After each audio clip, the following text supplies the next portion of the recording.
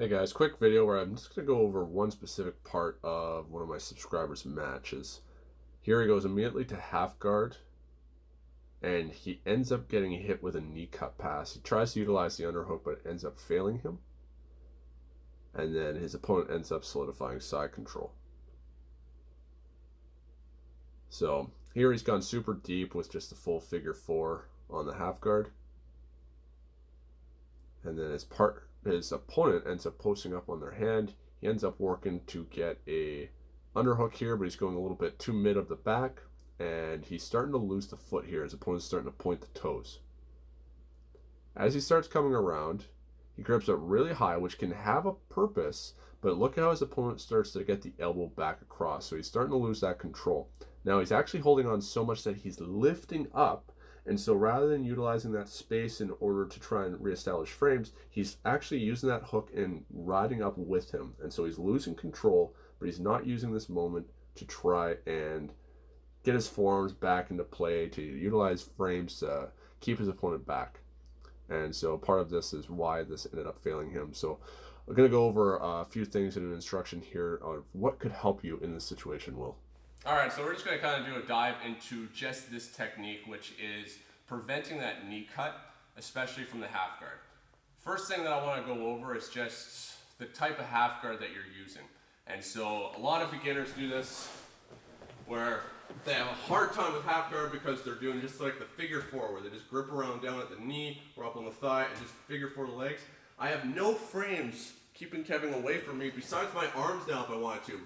But as I'm trying to work for underhooks and stuff, I really don't have anything to stop him from getting the chest-to-chest connection. This half guard, not a fan of. It can have its purposes, and when we start working lapels and getting into deep half guard, absolutely. But especially at the more beginner stages, I need frames. So we're looking, this could be Z guard, or it can be like the half guard shell like Ryan Hall uses, where what I'm looking at doing is instead of being here, just like this, I'm looking to try and put my foot on his hip and have my knee pointing straight up, blocking the shoulder. My elbow comes inside of my knee, framing at the same shoulder, forearm across the neck or the chest, framing here to the cross shoulder. This hand is going to be blocking at the wrist or the inside of the bicep. This leg is obviously still hooking for half guard, and if I'm long enough, I can bring this leg up as a frame to the left side of his hip. So now if Kevin drives weight into me, I couldn't care any less about it, because I have so many frames keeping the range that I'm going to be safe. And so it depends on what you're looking to do with half guard. Even if you're trying to be offensive from half guard, we need to have a lot of frames in place that we're able to control the distance and choose how we're going to be interacting with our opponent. But even at the earlier stages, at least for me, half guard was always just about retention, which is what it kind of looks like it was to you, where as your opponent's about to start blitzing your guard with passes, you just look to clamp on, to slow him down, and then hopefully be able to work back to a guard of your choice. From there, I would still recommend like a half guard shell or a Z guard, so that then you're able to hold them, manage the range, and then work back to the guard of your choosing. Then, as you start working for the underhooks, you grip up midway and then really high up. If I grab even midway on Kevin's back right now, it opens up my elbow and it gives him a strong lever, so as he starts to whizzer me, it starts to put a lot of pressure into my shoulder. If your opponent doesn't whizzer you, he just posts on the mat here. You start to go really high, which there's nothing wrong with that, except I want to make sure that I'm controlling and I'm driving my shoulder forward. So as I'm gripping up at his lat or up at his traps, I'm looking to turn myself to create a strong frame through my shoulders, as well as driving with it as if I am starting to perform a crossface. The goal from here is to go out the back if I'm starting to grip up this high, to open his elbow up so high that I'm able to go out this way. For you, that's a very tall task because your opponent was quite high up in the air. They weren't, he was trying to perform that knee cut and he was posted up. So from here, as this started to get super high, you're no longer controlling the inside space really well. You managed to pull that arm back inside. So that's a big mistake. That's where I'm talking about engaging the shoulder and making sure that I'm closing my elbow, controlling his trap here up in his neck, so that if Kevin tries to bring his arm back inside, very difficult. And if he does, there's nothing holding you right now.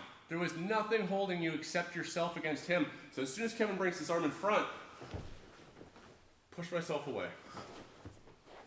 As I'm here, make sure that we do not get into what a lot of people do, where once we get gi grips involved, we just think that it's like the end of the world, we got this, we're good.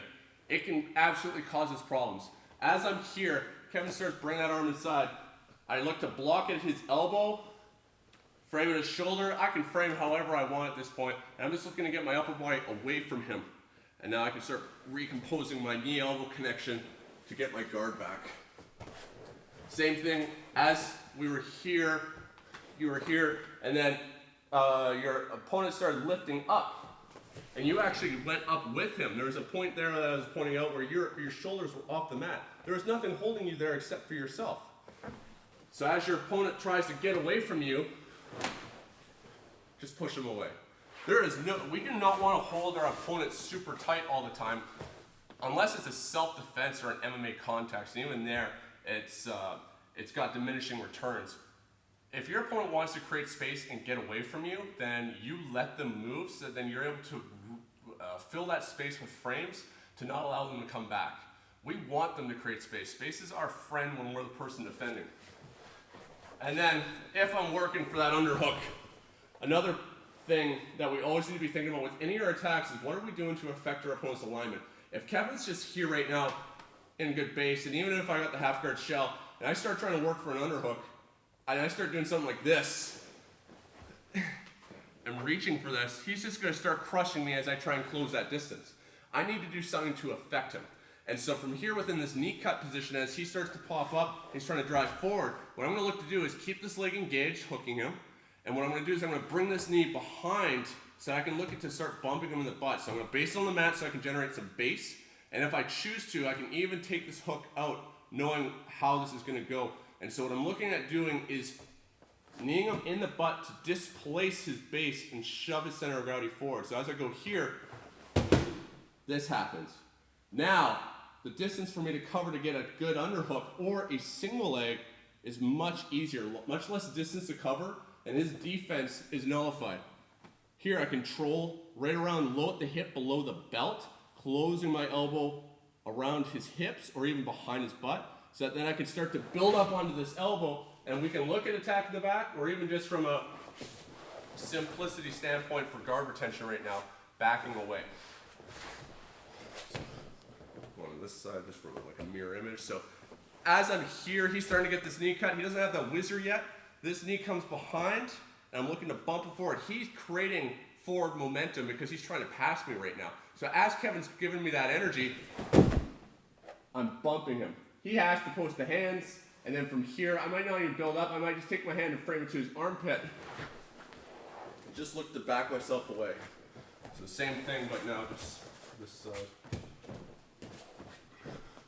So here, even if I go to the worst half guard, I'm like, crap, I don't like this. These arms need to be framing so that this elbow always needs to be going to the shoulder, and then hand to the cross shoulder, this hand to the bicep. I cannot allow him to start establishing chest-to-chest connection. From here, bridging and bumping him, knock him forward, controlling the legs, here.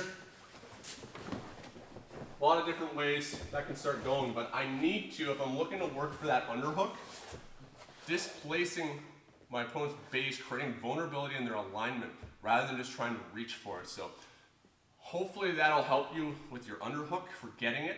Hopefully you try and use a little more frames in your half guard. There's a lot of good material out there. Ryan Hall's Deep Half has information on that. Craig Jones' Z guard, and there's probably a whole bunch of stuff on YouTube. Look to try and have more frames in your half guard, and look to create vulnerability in your opponent's alignment, and don't hold on to your opponent at all costs.